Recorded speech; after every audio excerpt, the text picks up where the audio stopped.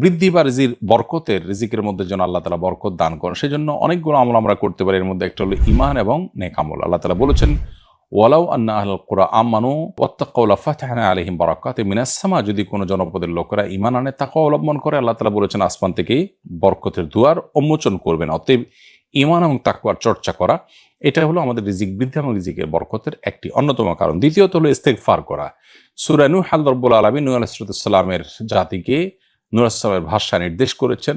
তিনি বলেছেন, ফাকুলতু আস্তাগফিরু রাব্বাকুম ইন্নাহু কানা গাফফারা, আমি বলেছি আমার জাতিকে তোমরা আল্লাহর কাছে ইস্তেগফার করো, ক্ষমা প্রার্থনা করো, তাহলে কি হবে?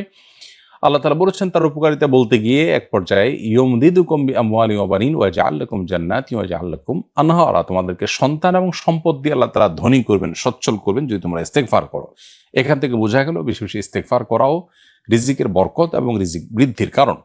তৃতীয়ত আত্মীয়তার সম্পর্ক রক্ষা করা। সহিহ বুখারীর একটি হাদিস রয়েছে, নবী সাল্লাল্লাহু আলাইহি ওয়াসাল্লাম বলেছেন, মান সাররাহু আন ইউবসাতা লাহু ফি রিজকিহি আও ইউনসা লাহু ফি আথারিহি ফালিয়াসিল রাহিমা, যদি কেউ চায় তার রিজিকে বরকত দেওয়া হোক, তার হায়াত বৃদ্ধি করা হোক, তাহলে সে যেন আত্মীয়তার বন্ধনগুলোকে সবসময় ভালো রাখে, আত্মীয়দের সাথে সুসম্পর্ক বজায় রাখার চেষ্টা করে এবং তাদের সাথে কানেক্টেড থাকে। আর এর পাশাপাশি আরেকটি আমল হলো যে আল্লাহ তাআলার নিয়ামতের শুকর আদায় করা। আল্লাহ বলেছেন, ইন শাকারতুম লাযিদান্নাকুম, কেউ তোমরা যদি আমার শুকরিয়া আদায় করো আমি নিয়ামত আরো বাড়িয়ে দিব। আল্লাহ যেটুকু দিয়েছেন সেগুলোর জন্য আলহামদুলিল্লাহ বললে, অন্যের তুলনায় আল্লাহ আমাকে ভালো রেখেছেন, শুকরিয়া আদায় করলে আল্লাহ তাআলা নিয়ামত আরো বাড়িয়ে দেবেন ইনশাআল্লাহ। এরপরে সাদাকার মাধ্যমেও কিন্তু রিজিক বারাকা লাভ হয়। এবং নামাজের পর আল্লাহ তাআলা বলেছেন আমরা যেন মসজিদ থেকে বের হয়ে আল্লাহ তাআলার করুণা তালাশ করি, এবং নামাজ থেকে বের হয়ে মসজিদ থেকে যখন আমরা বের হব তখন আল্লাহুম্মা ইন্নী আসআলুকা মিন ফাদলিকা দোয়া পড়ার শিক্ষা নবীজি দিয়েছেন। এখানে ফজল অর্থাৎ করুণার চাইতে বলা হয়েছে, অর্থাৎ রিজিক চাইতে বলা হয়েছে। আপনি যখন মসজিদ থেকে বের হওয়ার সময় রিজিক চেয়ে আল্লাহর কাছে বের হবেন এবং আপনার পেশায় আপনি সিরিয়াস হবেন, আন্তরিকতার সাথে কাজ করবেন, আপনার জীবনে বরকত আসবে। সকালবেলা কাজ শুরু করলেও জীবনে বরকত নেমে আসে। নবী সাল্লাল্লাহু আলাইহি ওয়াসাল্লাম বলেছেন, আল্লাহুম্মা বারিক লি উম্মতি ফি বুকুরিহা, আল্লাহ আমার উম্মতের জন্য সকালের সময়টাতে বরকত দান করুন। এই জন্য বরকত লাভের যত মাধ্যম আছে সেগুলো আমরা অবলম্বন করব। বিসমিল্লাহ বলে কোনো কাজ করলে সেখানে আল্লাহ তাআলা বারাকা দিয়ে থাকেন। অতএব রিজিকের বৃদ্ধি বা রিজিকের বরকতের জন্য এই আমলগুলো আমরা করতে পারি কোরআন এবং হাদিসের আলোকে। দীর্ঘদিন ধরে চশমা ব্যবহারের কারণে চশমা আমার অঙ্গের মতো হয়ে গেছে। নামাজের সময়ও চশমা সাধারণত পরাই থাকে। অনেক সময় চশমার কারণে সিজদায় নাক পুরোপুরি ফ্লোরে লাগে না, এতে কি নামাজে সমস্যা হবে? উত্তর হলো, দর্শক, সাধারণত চশমা ব্যবহার করলে নাক এবং কপাল ফ্লোরে চশমা ব্যবহার করেও লাগানো যায়।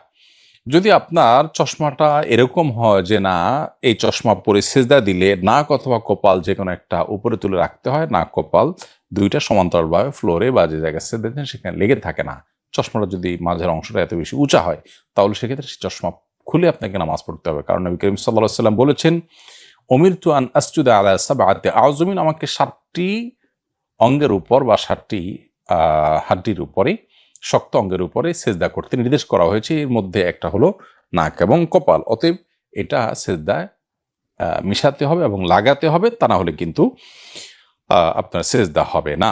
নানার মৃত্যুর পর তার জানাজায় অনেক মানুষ হাজির হয়েছিলেন। লোকে এখনো বলা বলি করে অমুকের জানাজায় ফেরেশতারাও পড়েছে। আমার জানার বিষয় হলো, কোনো মানুষের জানাজা কি ফেরেশতারা পড়ে? আর জানাজার লোক বেশি হওয়া কি লোকটি জান্নাতি হওয়ার আলামত? প্রিয় দর্শক, আপনার প্রশ্নের উত্তর হলো, জানাজায় ফেরেশতারাও কখনো কখনো উপস্থিত হয়। এটি প্রিয় নবী সাল্লাল্লাহু আলাইহি ওয়াসাল্লাম থেকে একটি হাদিস বর্ণিত হয়েছে। যে হাদিসটি সূরা নাসাইতে বর্ণিত হয়েছে, সে হাদিসের আলোকে বোঝা যায় এবং প্রমাণিত হয়। হাদিসটি সাওবান রাদিয়াল্লাহু তাআলা বর্ণনা করেছেন যে নবী করিম সাল্লাল্লাহু আলাইহি ওয়াসাল্লাম একটি জানাজায় যাওয়ার সময় তাকে যখন বাহনে চড়তে বলা হলো, তিনি অস্বীকার করলেন এবং জানাজা পড়ে ফেরার সময় তিনি বাহনে ঠিকই চড়লেন।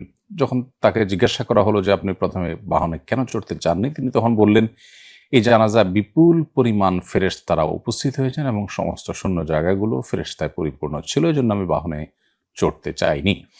এই হাদিস থেকে পরিষ্কারভাবে বোঝা গেল যে জানাজায় ফেরেশতা উপস্থিত হতে পারে। মানুষের জানাজায় ফেরেশতা উপস্থিত হওয়াটা এটি অস্বাভাবিক কোনো বিষয় নয়। তবে প্রত্যেক মুসলমানের জানাজাতেই যে ফেরেশতারা উপস্থিত হয় এমনটি কিন্তু হাদিস থেকে বোঝা যায় না। এখান থেকে একটি বিশেষ ঘটনায় বোঝা যায়। অতএব বিশেষ কোনো ব্যক্তির ক্ষেত্রে তার মর্যাদা, আল্লাহর কাছে তার সম্মানের খাতিরে ফেরেশতারা তার জানাজা শামিল হতে পারেন।